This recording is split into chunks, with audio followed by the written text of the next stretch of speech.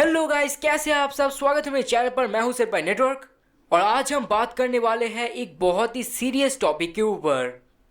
तो हम लोग जापान को कैसे जानते हैं। कुछ लोग जापान को मानते हैं एक बहुत ही शानदार टूरिस्ट स्पॉट। कुछ लोग जापान को जानते हैं उनके यूनिक कल्चर और यूनिक फूड के लिए। लेकिन हम जो लोग एनिमे फैंस हैं वो जापान को जानते हैं बस एनिमे के लिए। मतलब अगर हमें जापान के बारे में कुछ पूछा जाए तो हम जापान के बारे में सब कुछ एनिमे से डिफाइन करने की कोशिश करेंगे। मतलब समझ सकते हैं ना हम कितने बड़े दिमाग के हैं।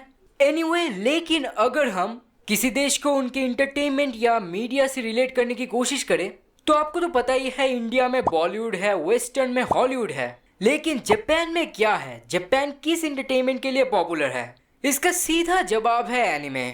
मतलब जापान तो लाइव एक्शन के लिए पॉपुलर नहीं है ना, और वहाँ पर लाइव एक्शन आता भी है या नहीं ये भी हमें नहीं पता। मतलब अब तो समझ ही सकते हैं ना जापान में एनिमेशन कितना ज़्यादा पॉपुलर और कितना ज़्यादा वैल्यूएबल है। इतना ज़्यादा पॉपुलर है कि बाहर जहाँ एनिमेशंस को कार्टून कहा जाता है वहाँ पर कार्टून्स को एनिमे कहा जाता है। और गाइस गुस्सा मत कीजिएगा, ये बस एक मजाक था। एनीवे, ये तो सबको पता ही है कि एनिमे जापान का कितना बड़ा एसेट है। लेकिन क्या आपने कभी ये सोचा है कि अगर कभी एनिमे जापान में बनना बंद ही हो जाए तो आखिर क्या होगा? तो आज हम इसी बारे में बात करेंगे। तो बिना वक्त गवाए चलिए शुरू करते हैं आज का वीडियो। तो रिसेंटली जापानीज एनिमेटर्स को लेकर एक बहुत ही बड़ा न्यूज़ हमें जानने को मिला है। तो न्यूज़ का आर्टिकल नॉर्मली ये था कि जापानीज एनिमेटर्स चाइना के लिए काम करना ज़्यादा प्रेफर करते हैं और वो जापानीज एनिमे में काम करना नहीं चाहते। तो वो चाइना को ज़्यादा प्रेफर कर रहे हैं क्योंकि चाइनीज एनिमेशन स्टूडियोज का इन्वायरमेंट अच्छा है और सबसे बड़ी बात वहाँ पर सैलरी ज़्यादा मिलता है। तो आर्टिकल से जो हमें सबसे पहले जानने को मिला है वो ये है कि जापानीज एनिमेटर्स को हायर करने के लिए चाइना जापान में ही चाइनीज एनिमे स्टूडियो का जापानीज डिवीजन बना रहे हैं। और ऑलरेडी उनके अंदर कुछ कुछ स्टूडियोज बन चुका है। उनके अंदर एक है कलर्ड पेंसिल एनिमेशन जापान। मतलब इस स्टूडियो में काम करेंगे जापानीज एनिमेटर, लेकिन एनिमेट करके जो एनिमे बनाएंगे वो होगा चाइना का। और आप लोग शायद ये सुनकर चौंक जाओगे कि इस स्टूडियो ने ही बनाया है द किंग्स अवतार।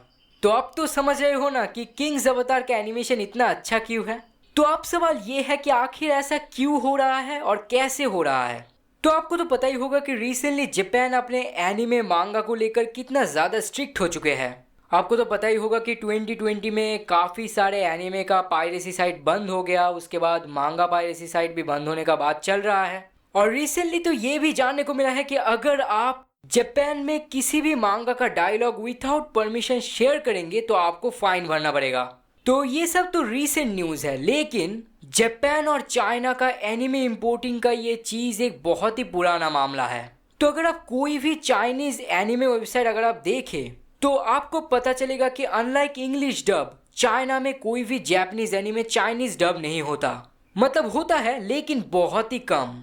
लेकिन पहले जब जापान और चाइना के अंदर ये एनिमे प्रॉब्लम नहीं था तब चाइना में सारे जापानीज एनिमे चाइनीज में डब होता था। लेकिन अब सिर्फ हमें जापानीज एनिमे चाइनीज सब में ही देखने को मिलता है। तो इसी वजह से चाइना में डोमेस्टिक एनिमे का पॉपुलैरिटी बहुत ही ज़्यादा कम था।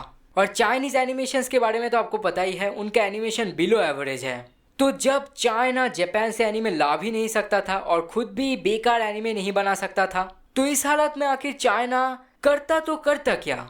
इसी वजह से चाइना ने ये स्टेप लिया। तो अब एक और सवाल आपके दिमाग में जरूर आएगा, चाइना आखिर जापानीज एनिमेटर को इतना ज़्यादा सैलरी कैसे दे रहे हैं जबकि उनका एनिमेशन ही उतना ज़्यादा बेहतर नहीं है।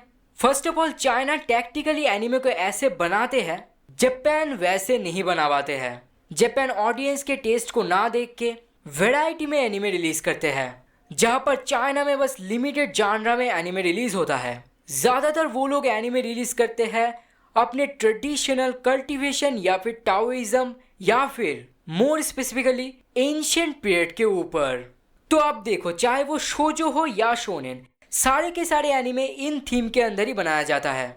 चाइना कुछ कुछ 2D एनिमेज भी बनाते हैं और वो चाहे अच्छा हो या ना हो, इन सारे 2D 3D एनिमेज में एक कॉमन चीज रहता है, सारे मेन कैरेक्टर्स नहीं, सारे फोकस किया गया हुआ मेल कैरेक्टर्स होते हैं बहुत ही ज्यादा हैंडसम। तो इस सब के पीछे भी एक वजह है। चाइना में एक बहुत ही बड़ा बीएल याओई फैंडम है। मुझे गलत मत सोचिए, ये फैंडम भी एकदम बीटीएस जैसा ही है। आप सबको तो पता ही है कि कुछ लोग बीटीएस को किस वजह से पसंद करते हैं। बिल्कुल वही केस है यहाँ के बीएल फैंडम के साथ। आपको तो पता ही होगा कि इंडियन सोप ओपेरास यानी कि सीरियल्स को कितना ज्यादा टीआरपी मिलता है, इतना ज्यादा कि आईपीएल भी टॉप 10 में नहीं रहता। लेकिन चाइनीज एनिमेशन को उससे भी बहुत ज्यादा टीआरपी मिलता है। और अगर आपको लग रहा है कि मैं आपको उल्लू बना रहा हूँ, तो फिर आप चेक कर सकते हैं आई लव सीएन एनिमेशन का ऑफिशियल ट्विटर अकाउंट। वहां पर आपको टीआरपी के साथ साथ चाइनीज एनिमेशंस का सभी तरह का इन्फो मिल जाएगा। एग्जाम्पल के तौर पे सोल लैंड को हर वीक में मिलता है 250 मिलियन व्यूअरशिप। तो ये बात तो साफ है कि चाइना बहुत ही टैक्टिकली एनिमे रिलीज करते हैं। जापान भी इतना ज्यादा व्यूअरशिप गेन कर लेता अगर वो लोग भी टैक्टिकली काम करते। तो गाइज अगर ऐसा चलता रहा तो Japanese animators Chinese animation studio के लिए बहुत जल्दी काम करना शुरू कर देंगे। और अगर आपको ये आर्टिकल पढ़ना है तो ऑफिशियल जर्नल साइट president.jp में जा सकते हैं, वहां से आपको देखने को मिल जाएगा। तो गाइज आप लोगों को क्या लगता है ये सुन के, वो हमें नीचे बता दीजिए। ऐसे तरह तरह की वीडियोस के लिए हमारे साथ बने रहिए। तो आज के लिए बस इतना ही, मिलते हैं आगे एक और नई वीडियो के साथ।